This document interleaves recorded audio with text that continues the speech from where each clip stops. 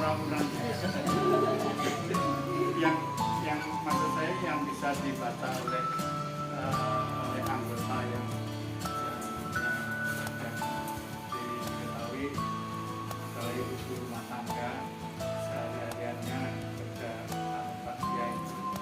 Jadi mungkin kalau buat yang seperti yang teori yang itu nggak akan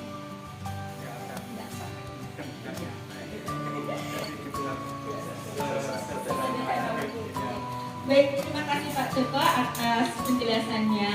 Jadi kembali lagi seperti yang tadi saya sampaikan di awal ya, kita di sini dan yang disampaikan Pak Miftah tadi, kami menyampaikan pedomannya atau seharusnya seperti ini. Tapi kembali lagi karena bagaimanapun di dalam kita praktek itu pasti tidak semuanya 100% seperti teori ya. Ada kebijakan-kebijakan tertentu yang kita sesuaikan dengan kebutuhan kita. Sumonggo, kalau misalnya ini memang sudah dirasa cukup.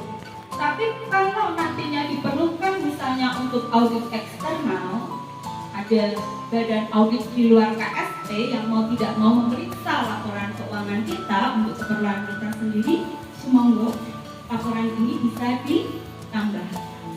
Jadi ini itu sebetulnya supaya memperjelas. Tapi di sini yang ada di neraca bisa lihat maksudnya aja. Baik, saya lanjutkan ke jenis laporan selanjutnya. Kemudian untuk laporan arus kas, saya Pak Joko mohon bantuannya kembali. Kalau laporan arus kas ini di sini di rincian neraca ini saya belum menemukan Pak. Kalau yang beraktivitas tadi saya sudah menemukan di halaman 12 dalam berupa rincian neraca. Kalau laporan arus kas di sini apakah sudah ada atau belum sih Pak? Sudah dibuat berupa apa di sini?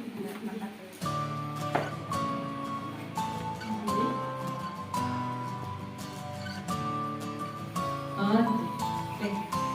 Terima kasih Bapak Ibu sekalian, Pak Joko dan Bu Suryani. Di sini kalau yang disajikan oleh KSP Sumtar ini ada di halaman 14. Yang judulnya tabel laporan keuangan, mutasinya Bu, memasukkan kas apa, keluarnya apa, mutasi. Jadi begini Bapak Ibu, di dalam dunia usaha dunia bisnis biasanya cenderung, apalagi kalau perusahaan yang baru berdiri ya, kebanyakan mereka fokusnya itu yang penting ada neraca, yang penting ada laba rugi kalau di swasta. Kalau di kita ya laporan usaha. Nah, sebetulnya yang paling penting adalah laporan arus kas.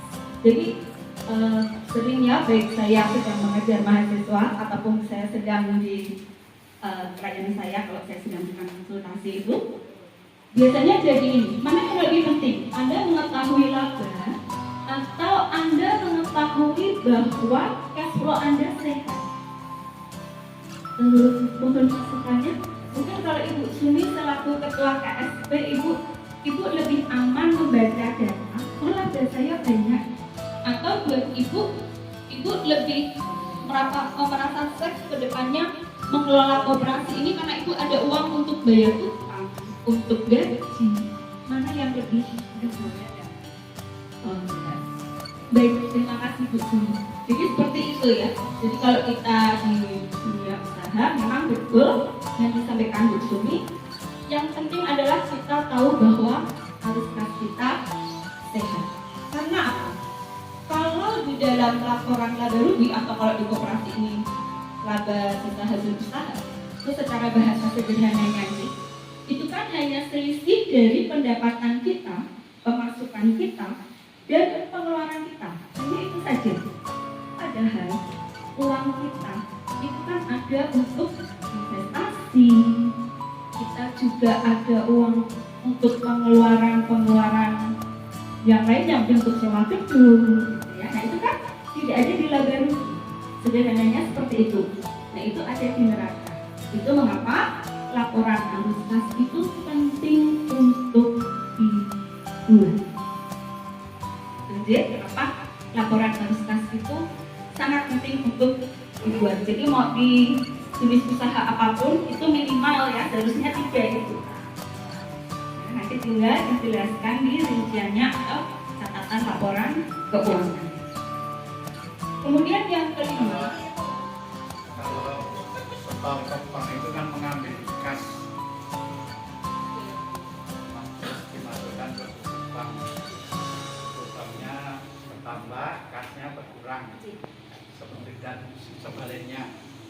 Juga kalau ada nanti kemudian yang di kasnya itu yang jadi berubah.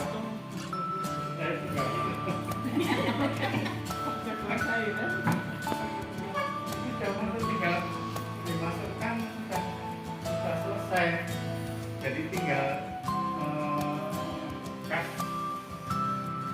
kasnya itu sesuai enggak gitu.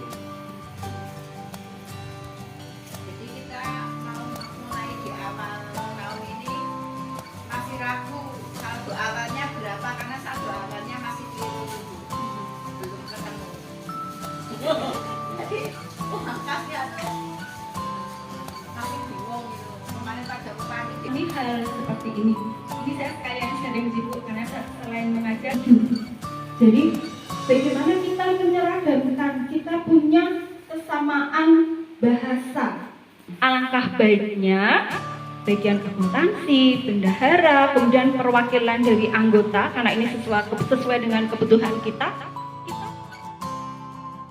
Ini materi teoritis ya, materi teoritis nanti kalau Bu Eni praktek ya, kalau saya hanya teori apa yang saya ajarkan di kampus, sedangkan untuk sesi ketiga baru prakteknya atau usaha yang dilakukan seseorang atau badan hukum dalam rangka memperoleh penghasilan yang memenuhi kriteria tertentu.